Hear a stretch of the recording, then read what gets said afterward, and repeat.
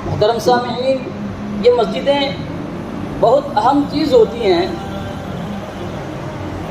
دین اسلام کے اندر، اسلامی شریعت کے اندر مسجدوں کا بہت اونچا مقام پایا جاتا ہے۔ اس پوری دنیا کے اندر، سرزمین کے اندر اللہ تبارک و تعالیٰ کو سب سے زیادہ جو جگہ پسند ہے نا، وہ مسجدیں۔ اللہ کو مسجدیں بڑی پسند ہیں، اس لیے مسجدوں کا مقام و مرتبہ بہت اونچا ہوتا ہے میرے مسلمان بھائیو۔ یہی وجہ ہے کہ آپ دیکھیں گے کہ جب اسلام کی ابتدا ہوئی تو سب سے پہلے مسجدوں کو بہت ہی اہمیت دی گئی۔ نبی کریم صلی اللہ علیہ وسلم کو جب مکہ مکرمہ کے اندر نماز پڑھنے سے روکا گیا تو اللہ تبارک و تعالیٰ نے حکم دیا کہ آپ مدینہ ہجرت کر چلے جائیں۔ تو اللہ کے نبی جب مدینہ پہنچے تو سب سے پہلے کیا بنایا؟ سب سے پہلے کیا نبی کریم صلی اللہ علیہ وسلم نے؟ کوئی بنگلہ نہیں بنایا، رہنے کے لیے گھر نہیں بنایا، ہاں بزنس کا کوئی دکان کھول کے نہیں بیٹھ گئے۔ سب سے پہلے چیز نبی کریم صلی اللہ علیہ وسلم نے مسجد بنائی۔ لمسجد اسس علی التقوی، یہ وہ مسجد ہے جس کو تقوی کی بنیاد پر رکھا گیا ہے۔ میرے مسلمان بھائیوں، بتانے کا مقصد یہ ہے کہ مسجدیں ایک مسلمان کو دوسرے مسلمان کو جوڑنے کا باعث ہیں۔ یہ وہ مسجدیں ہیں جن مسجدوں کے اندر مسلمان کم از کم دن میں 5 مرتبہ ایک دوسرے سے ملاقات کر لیتے ہیں۔ یہ وہ مسجدیں ہیں جن مسجدوں کے ذریعے مسلمانوں کو آپس میں دکھ درد میں شریک ہونے کا موقع ملتا ہے، ان کی خوشیوں میں شریک ہونے کا حصہ ملتا ہے، یہاں پر ثواب پانے کا۔ میرے مسلمان بھائیوں، یہی نہیں، حضرت ابوبکر صدیق رضی اللہ تعالیٰ عنہ کا جب دور خلافت آیا، جب حملہ کرنے کے لیے اس زمانے کے اندر جایا کرتے تھے، اصول کیا تھا معلوم ہے آپ کو؟ حضرت ابوبکر بیان کرتے ہیں کہ رات میں انتظار کرو، صبح کی نماز کا جب تک وقت نہ ہو جائے حملہ نہ کرنا۔ اگر جس بستی کے اندر اللہ اکبر کی اذان کی آواز سنائی دے اس بستی پر حملہ نہ کرنا۔ یہ مسجدیں، جس گاؤں کے اندر مسجدیں ہوتی تھیں، جہاں پر مسجد کے اندر اذان کی آواز آتی تھی، وہ آوازیں، یہ مسجدیں مسلمانوں کی جانوں کی حفاظت کا باعث ہے۔ میرے مسلمان بھائی، جب ہم مسلمانوں نے، ہمارے نوجوان بچوں اور بچیوں نے، خصوصاً کالج میں پڑھنے والوں نے ان مسجدوں سے جب ناطا توڑا، وہ برباد ہو کے رہ گئے۔ ان کو پتہ ہی نہیں چلا کہ یہ مسجد اور یہ قبرستان کے اندر، یہ مسجد اور یہ دیوتاؤں کے اندر کیا فرق ہوتا ہے، انہیں محسوس ہی نہیں ہوا۔ تو بتانے کا مقصد ہے میرے مسلمان بھائیوں، ان مسجدوں کا بہت اونچا مقام و مرتبہ ہے۔ یہی وجہ ہے کہ اللہ کے نبی نے مسجدوں کو محلے محلے میں بنانے کا حکم دیا۔ جب اسلام کی ابتدا ہوئی تو جیسے جیسے اسلام پھیلتا گیا، پورے سعودی عربیہ کا کوئی دیہات، کوئی شہر ایسا نہیں بچا تھا جس کے اندر مسجد نہ بنی۔ پورا کا پورا مملکت عربیہ مسجدوں سے بھر گیا تھا۔ اس کے بعد جہاں کہیں یہ اسلام پہنچا وہاں پر مسجدیں بنائی گئی۔ تو بتانے کا مقصد یہ ہے میرے مسلمان بھائیوں، ان مسجدوں سے جڑے رہنا چاہیے، ان مسجدوں سے اپنے دلوں کے تعلق کو جوڑ لینا چاہیے۔ ان مسجدوں میں آنے سے انسان کو سکون ملتا ہے۔ یہی نہیں، ان مسجدوں کے اندر پاکی، صفائی ستھرائی کا بھی اہتمام کرنے کا حکم دیا گیا۔ یاد کرو اس واقعے کو، نبی کریم صلی اللہ علیہ وسلم ایک مرتبہ مسجد کے اندر داخل ہو رہے تھے، آپ نے مسجد کے دیوار پر کسی کو تھوکا ہوا دیکھ کر بڑا غصہ آیا نبی کریم صلی اللہ علیہ وسلم کو۔ نبی نے دیکھا کہ مسجد کے دیوار پر تھوکا، غصے سے نبی کریم صلی اللہ علیہ وسلم دیکھ رہے ہیں۔ ایک انصاری صحابیہ آتی ہیں، اس تھوک کو دھوتی ہیں، پھر وہاں پر خوشبو لگا دیتی ہیں۔ اللہ اکبر، اللہ کے نبی خوش ہو جاتے ہیں، اس کے لیے دعائیں دیتے ہیں۔ تو مسجد کو پاک رکھنا، مسجد کے اندر صاف ستھرائی کے ساتھ آنا، ایسے نہیں آنا۔ یہ مسجد ہے، اگر ہم کسی بڑے ایم ایل اے سے ملنے جا رہے ہوں یا معمولی شادی کے اندر جا رہے ہوں، کیسے جاتے ہوئے؟ اچھے، یا 5 دن سے وہی ٹی شرٹ پہنے ہوئے ہیں، وہی پینٹ پہنے ہوئے ہیں، بدبو آ رہی ہے، ہاں ایسے جاتے کیا؟ نہیں نا، تیار ہو کے جاتے ہیں، خوشبو لگا کے مسجد میں آنا چاہیے۔ مسجد نبوی میں نے دیکھا ہے، مدینے کے اندر اور مکہ کے اندر الحمدللہ کئی سال جمعہ کے دن لاکھوں روپے کو اونٹ جلایا جاتا ہے، لاکھوں روپے خرچ کر کے اونٹ جلایا جاتا ہے، اللہ اکبر، صرف خوشبو کے لیے۔ تو مسجدوں کے اندر خوشبو کا اہتمام کرنا، اچھے کپڑے پہن کر آنا ایک مسلمان کا شیوا ہوتا ہے۔ یہی نہیں، ایک مرتبہ نبی کریم صلی اللہ علیہ وسلم اپنے صحابہ کے ساتھ بیٹھے ہوئے تھے، ایک بدو دیہات کا رہنے والا کم عقل انسان آتا ہے، مسجد کے اندر پیشاب کرنا شروع کر دیتا ہے۔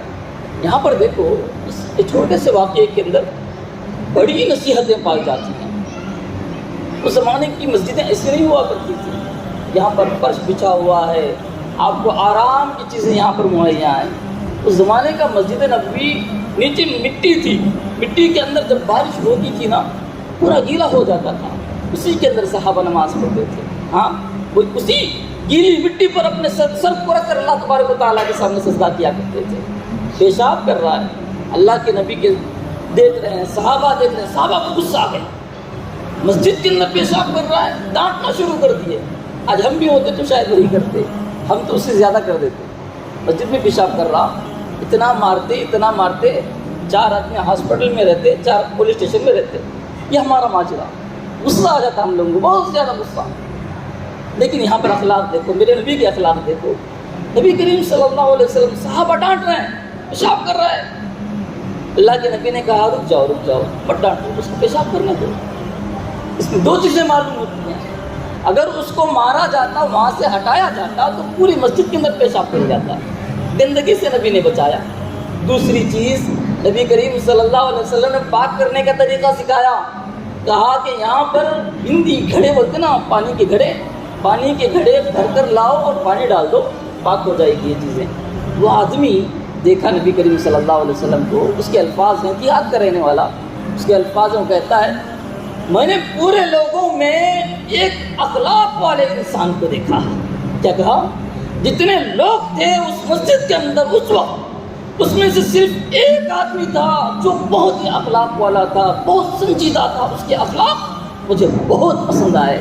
یہاں تک کہ تاریخ کے اندر لکھا ہے میرے مسلمان بھائیوں، نبی کریم صلی اللہ علیہ وسلم کو اس کو ڈانٹنے سے روکنا، اس کے ساتھ اس نے سلوک کے ساتھ پیش آنا، اتنا اس کو پسند آیا کہ وہ مسلمان ہو گیا۔ اللہ، ہمارے اخلاق اتنے عمدہ ہونے چاہیے۔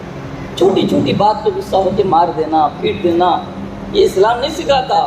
اسلام محبت کرنا سکھاتا ہے، اسلام ایک دوسرے کو سمجھانے کے طریقے سکھاتا ہے، دشمن کو بھی محبت کے انداز سے ہم سمجھاتے ہیں۔ وہ گالی دیتا ہے ہمارے خداؤں کو، ہمارا اسلام، ہمارا مذہب ہمیں یہ سکھاتا ہے کسی کے دیوی دیوتاؤں کو مسلمان گالی نہیں دیتا، کسی کے دھرم کو مسلمان برا نہیں کہتا، یہ ہمارا مذہب کہتا ہے۔ یہی وجہ ہے کہ لوگوں کے سامنے اسلام کو بدنام کرنے کے لیے لوگوں نے بہت ساری باتیں بتائی، مسجدوں کو گرانے کے انہوں نے تہیے کیے، لیکن لوگوں نے دیکھا یہ اسلام اتنا برا کیوں ہے، ذرا پڑھنے والوں نے پڑھا تو آج دنیا کے اندر جب انہوں نے پڑھا، سب سے زیادہ پوری دنیا کے اندر یہ پھیلنے والے مذاہب میں اسلام سب سے تیزی کے ساتھ پھیل رہا ہے۔